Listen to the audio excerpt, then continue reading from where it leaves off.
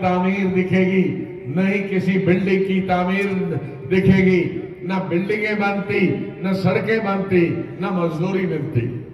इसलिए हम चाहते हैं कि दोबारा सरकार आए, हम दोबारा से उसी तरह से सड़कों का जाल बिछाए। अस्पताल तो मेरे ख्याल में जितने 70 साल बने थे उससे ज्यादा मैंने 2.5 साल में बनाए, लेकिन अभी भी बहुत सारे इलाके हैं जहां अस्पताल बनाने की जरूरत। डिग्री कॉलेज भी इतने कभी नहीं बने थे, हाई स्कूल और हायर सेकेंडरी स्कूल इतने कभी नहीं बने थे, प्राइमरी स्कूल कभी नहीं बने थे। उनकी तामीर जितनी की हुई है उतना 70 साल में उतने तामीर नहीं हुए जितने 2.5 साल में primary, higher secondary, middle, high school की तामीर या मरम्मत हुई। उस दौर को हमने वापस लाना है। हमारे यहां 70% आबादी 1947 में जब मुल्क का बंटवारा हुआ हमारी 32 लाख आबादी थी, लेकिन आज 6 गुना आबादी बढ़ गई, 1.5 करोड़ आबादी बढ़ी और हमारी जमीन खेती की बहुत कम है। हमारे ज्यादातर अगर देखेंगे तो 80% हमारे पहाड़ और बाकी जंगलात। लोगों के घर बनाने के लिए जमीन नहीं है, लोगों के खेती करने के लिए जमीन नहीं है। अगर पूरा हिंदुस्तान देखें तो हिंदुस्तान में सबसे कम जमीन वाली जो एग्रीकल्चर के लिए है, खेती के लिए सबसे कम जमीन हमारी जम्मू कश्मीर में है और आबादी 6 गुना बढ़ी। अब ये 6 गुना आबादी 5 जो बढ़ी है ये कहां जा रही? हवा में अभी रहने की कोई जगह नहीं है। दुनिया में बड़े बड़े देश हैं, उन्होंने भी अभी हवा में घर नहीं बनाए और आने वाले सालों में भी कई हजार साल तक अभी कोई हवा में मकान बनाने का, हवा में जहाज उड़ सकता है लेकिन उड़ने के बाद उसको भी जमीन पे ही आना है। तो ये घर कहां बनाएंगे, ये खेती कहां करेंगे? तो जो सरकारी जमीन है, चाहे वो रेवेन्यू की जमीन है, चाहे वो खालसा सरकार है, चाहे वो चरागाहें हैं जिनमें अब चरागाह माल मवेशी पहले जमाने में 70 साल शहरों में भी मवेशी होते थे, लेकिन अब बेचारे यहां घर के लिए जमीन नहीं है, उन्हें पहाड़ों पर अपने मवेशियों को लेके जाना पड़ता। लिहाजा आज 70 साल 75 साल के बाद 70% जो आबादी बढ़ी है उसको सरकारी जमीन पे ही घर बनाना उसकी मजबूरी है, दुकान बनाना उसकी मजबूरी है, फसल उगाना उसकी मजबूरी है, वरना कहां रहेंगे? हम उनको निकाल तो नहीं सकते। इसीलिए मैंने कानून बनाया था। पहले महाराजा हरि सिंह जी ने जमीन दी थी लोगों को, उसके बाद शेख मोहम्मद अब्दुल्ला साहब ने जमीन दी थी और उसके बाद रोशनी की जो कानून मैंने बनाया, कैबिनेट से पास हुआ, असेंबली से पास हुआ, कोई घर में बैठ के मैंने नहीं बनाया चीफ मिनिस्टर के दस्तखत से, बल्कि कैबिनेट ने उसे मंजूरी दी और फिर असेंबली ने उसे पास किया। और मैं आज कहना चाहता हूं किसी भी सियासी पार्टी ने उसके मुखालिफत नहीं की थी, उसका विरोध नहीं किया था, लेकिन बदकिस्मती से सरकार ने बाद में कोर्ट के जरिए उसको खारिज कर दिया उस कानून का। हालांकि असेंबली का कानून ज्यादा होता है कोर्ट से ज्यादा, लेकिन उसको खारिज कर दिया और आज 70% आबादी, चाहे हिंदू है या मुसलमान, कई उनको लगा था ये सारी मुसलमानों को ही दी, उस 70% आबादी में 50% हमारे हिंदू भाई हैं और 50% हमारे मुसलमान भाई। जाहिर है जहां हिंदू आबादी है वहां उसमें 95% उनको जमीन मिलेगी, जहां मुस्लिम आबादी है वहां उनको 95% मिलेगी। लेकिन कुल अगर बराबर देखेंगे हिंदू मुसलमान सब तकरीबन 70% आबादी पर या तो घर है या दुकान है, और वो दुकान भी जरूरी है। खाली घर बना के घर में भूतों की तरह रहो और खाने के लिए कुछ रोटी नहीं है, रोजगार नहीं है, तो वो जिंदा कैसे रह पाएगा। इसलिए उसकी दुकान होना भी जरूरी है। और हमारे जो आरसपुरा वगैरह इलाके हैं, जो सरकारी जमीन है, इन्होंने तो बंजर खोद के रेत में मिट्टी ट्रकों में ढो ढो के वहां खेती के लिए जमीन बनाई है।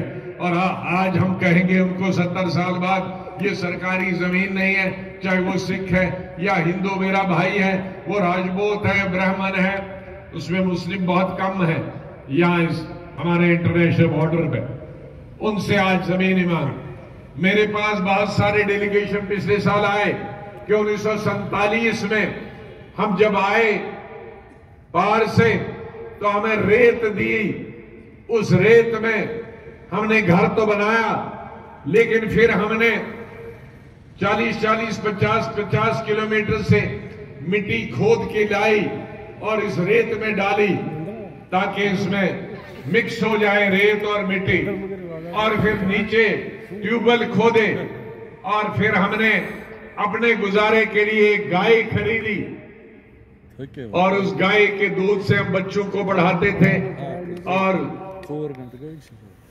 दाल चावल खरीदते थे।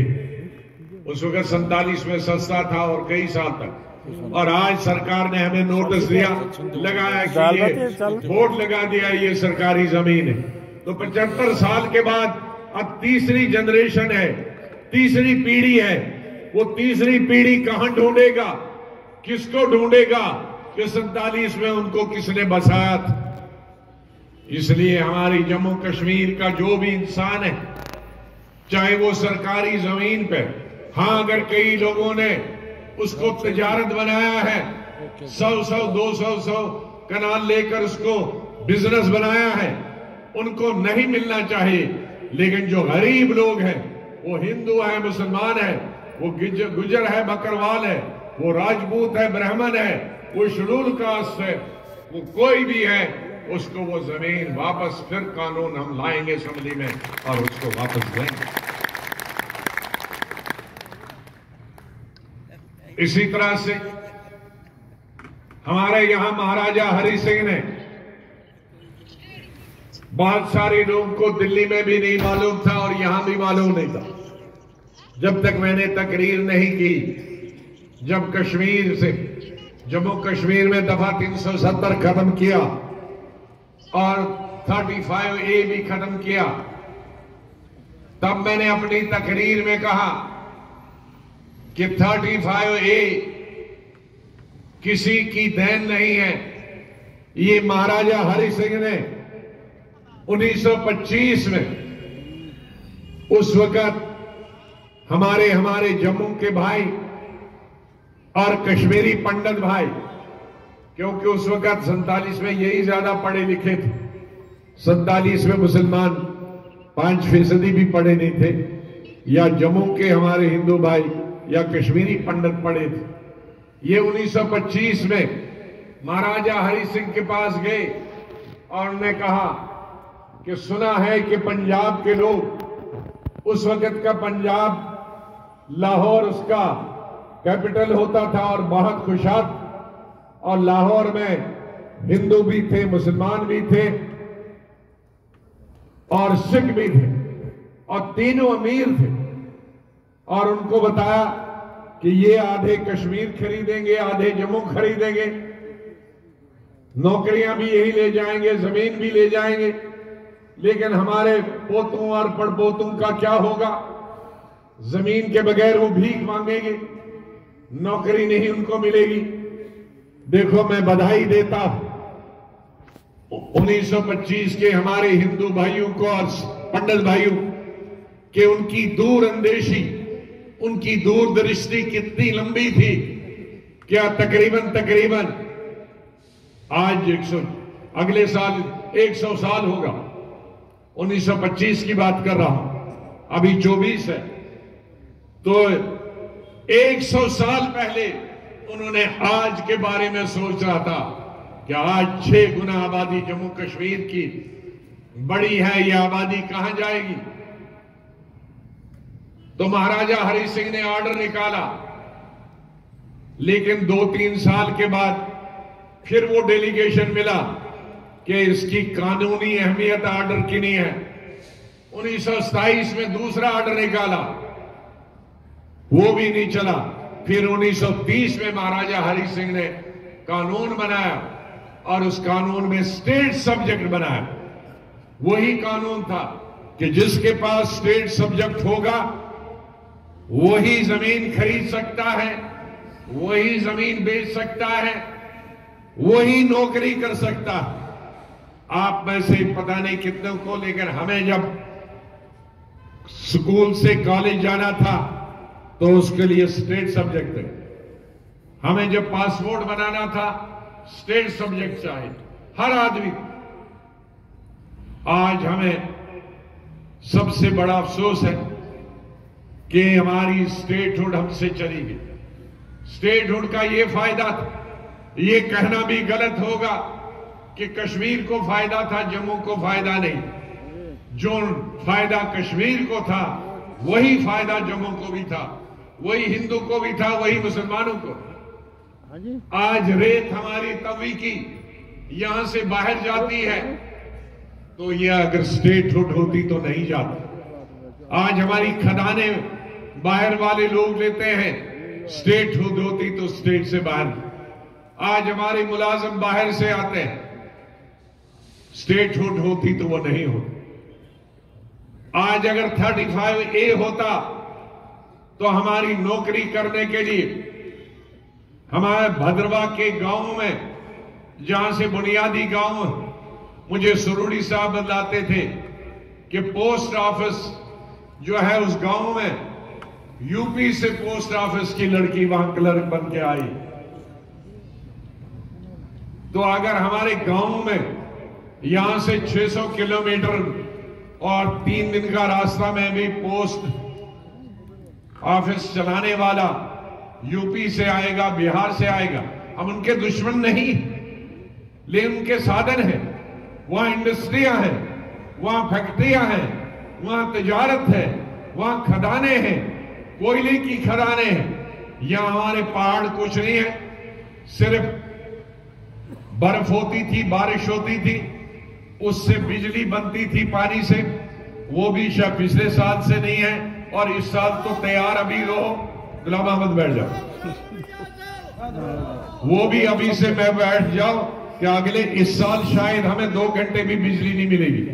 जनवरी खत्म हो रहा है, परसों जनवरी खत्म हो रहा है और अभी तक बर्फ की बूंद रही है, बारिश की बूंद नहीं। ये साल सबसे बड़ा कठिन। बर्फ होती थी, पानी होता था, बिजली पैदा होती थी, 90% बिजली पूरे देश को जाती थी, हमें 10% मिलते थे। अब वो भी महरूम रहेंगे। तो ये पहाड़ हमारे थे जिसमें सिर्फ हमको इतना ही फायदा मिलता था कि इनकी वजह से बर्फ पिघलती थी और हम पानी हमें मिलता था पीने का, खेती का, बिजली बनाने का। वो भी ऊपर वाले ने, वो भी 370 उन्होंने बर्फ वाला 70 उनके पास था, वो भी उन्होंने बंद कर दिया। तो ऐसी मुसीबत। इसलिए हमने जो जद्दोजहद की, उस जद्दोजहद की वजह से सरकार ने तभी माना था जब मैं लीडर अपोजिशन था कि हम स्टेटहुड वापस करेंगे। स्टेटहुड तो वापस होगी, लेकिन 35A पार्लियामेंट ने जो पास किया वो विधानसभा भी कर सकती है। बहुत सारे राज्यों ने, रियासतों ने, उनकी स्टेट में कोई नौकरी न खरीदे कोई करे और जमीन कोई न खरीदे, उन्होंने कानून बनाया। हमारी सरकार आएगी तो हम कानून दोबारा बनाएंगे कि यहां असेंबली से पास कराएंगे पारित कि कोई भी बाहर वाला जमीन न खरीद सकेगा, न बेच सकेगा और न नौकरी यहां अप्लाई कर सकता है, नौकरी नहीं कर सकता। क्योंकि हमने, जैसे मैंने कहा कि हमारी कोई कोयले की खदानें नहीं है, हमारी कोई रेल बनाने की फैक्ट्री नहीं है जिसमें 50,000 मजदूर काम करें। हमारी तो ये सामा कठवा में फैक्ट्रियां हैं, 4-4 आदमी, 5-5 आदमी काम करने वाले, उनसे हमारा गुजारा नहीं होता है, हमारे मजदूरों का गुजारा नहीं होता, हमारे नौजवानों की नौकरी का गुजारा नहीं होता। तीसरी बड़ी चीज हमने कर दी है टूरिज्म। मैंने अपने वक्त में 22 टूरिज्म अथॉरिटीज बनाई थी। जहां जहां भी टूरिज्म अथॉरिटी बनी वहां अभी होटल का काम भी चल रहा है, लोगों को थोड़ा तिजारत भी मिल रहा है, काम भी मिल रहा है। हम और 22 के 22 जिलों में, नहीं 20 जिले, अब 22 तो 2 तो चले गए लद्दाख, 20 जिले जो हमारे, इनमें टूरिज्म को फरोग देंगे। मैं कल सामा में था तो मैं पूछ रहा था हमारे साथी मिश्रा जी से कि यहां भी कोई बड़ी बड़ी धारें हैं? कहा है। मैं कितनी ऊंची है? कहा 300 फुट। मैं कहा 300 फुट भले आदमी धार नहीं होती है, 5,000, 6,000, 7,000, 10,000 धार होती है जहां टूरिस्ट जाएगा। लेकिन हमारे इस हिंदू बेल्ट में बहुत सारे मंदिर हैं। हमारे मुल्क में और दुनिया में 3 किस्म का पर्यटक होता है, टूरिज्म होता है। एक तो लेजर टूरिज्म, उसको जैसे कश्मीर में जाते हैं घूमने फिरने देखने वगैरह। दूसरा है पिलग्रिम टूरिज्म। पिलग्रिम टूरिज्म उसको कहते हैं जो मंदिर, मस्जिद, गुरुद्वारा देखने जाते हैं। तो कश्मीर में दोनों है। कश्मीर में लेजर घूमने फिरने के काबिल भी है, लोग नई चीजें, हवा देखने के लिए, ठंड में घूमने के लिए, और बहुत सारी ज़ियारतें भी है। लेकिन जम्मू में बदकिस्मती से हमारे खासतौर से ये 2-3 जिले हैं, यहाँ पहाड़ ज्यादा नजदीक नहीं है। यहाँ हमारे मंदिर, प्राचीन मंदिर है, हमारे गुरुद्वारे हैं। यहाँ हमारा पिलग्रिम टूरिज्म हो सकता है, लेकिन किसी ने मरम्मत उनकी की नहीं, वहां तक पहुंचना भी दुश्वार बन गया है। शिवखोड़ी, जब मैं चीफ मिनिस्टर था तो हमारे ये मंत्री थे जुगल किशोर जी, शिवखोड़ी में तो वो तो ले कहा जी यहां मंदिर है। हमारे माता वैष्णो देवी तो करोड़ से ज्यादा उस वक्त आते थे यात्री, तो लेकिन शिवखोड़ी में भी लोग आ सकते हैं अगर इसका भी ट्रस्ट उसी तरह से बनाया जाए जैसे माता का, तो टूरिस्ट आएंगे। उस वक्त कुछ 1000 लोग आते थे, आज मैंने उसको ट्रस्ट बनाया और आज 40 लाख जम्मू डिवीजन नहीं, उसमें कितने लोग जाते हैं? 40 लाख लोग जाते हैं। आप अंदाजा करिए कि उसका 14-15 साल पुरानी बात है। जिस दिन हमने सैंक्शन किया उस दिन कुछ 1000 लोग आते थे, आज लाखों लोग आते। तो इधर से ही हमारे इधर कठवा, सांबा, जम्मू में लाखों पर्यटक इस तरह से आते हैं जिस तरह से गुजारा मिल सकता। और कश्मीर में तो जैसे मैंने कहा वहां तो हर पत्थर के पीछे पर्यटन छुपा हुआ। लेकिन हमारे भी इधर चिनाब वैली और कुछ उधमपुर के पुराने इलाके, रियासी के कुछ इलाके और पूरा पीर पंचाल, इसमें बड़े बड़े पहाड़ हैं जिसमें भी यहां से रास्ते बनाए जा सकते हैं, पर्यटकों और इलाकों के लिए खोला जा सकता है, जिससे जम्मू के लोगों को भी फायदा मिले और उस इलाकों को मिले। तो हमारे पास काम करने को बहुत, मैंने एक नक्शा बना के रखा। सिर्फ आप लोग, ऐसा नहीं है कि जो वोट बनाने वो देने वाले हैं वो आज पहाड़ों से भी आते हैं हमें दूध देने के लिए। पहाड़ों से कई किलोमीटर दूध, लस्सी, मक्खन घी देने के लिए बाहर से लाना पड़ता। तो ये भी एक अंदाता है। इनको अगर नीची नजर से देखें आज तो अच्छा नहीं होगा।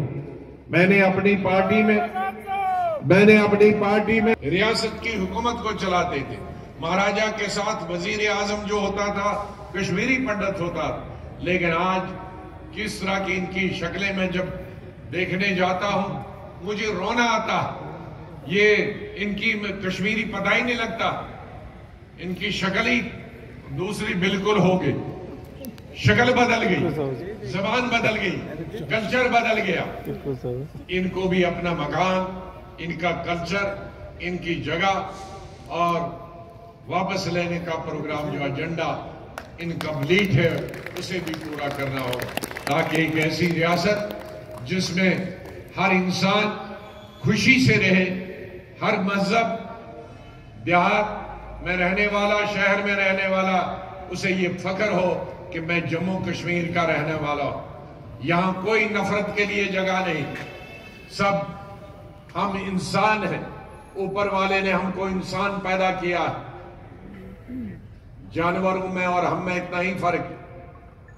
जानवरों में किसी के सींग, किसी के छोटे, कोई बगैर सींग, घोड़ा घोड़ी देखोगे सींग ही नहीं है। लेकिन और चौधरी साहब मैं गल करा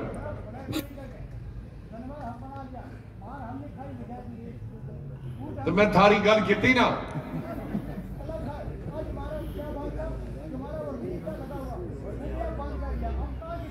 हाँ वजीफा बंद की तो वो भी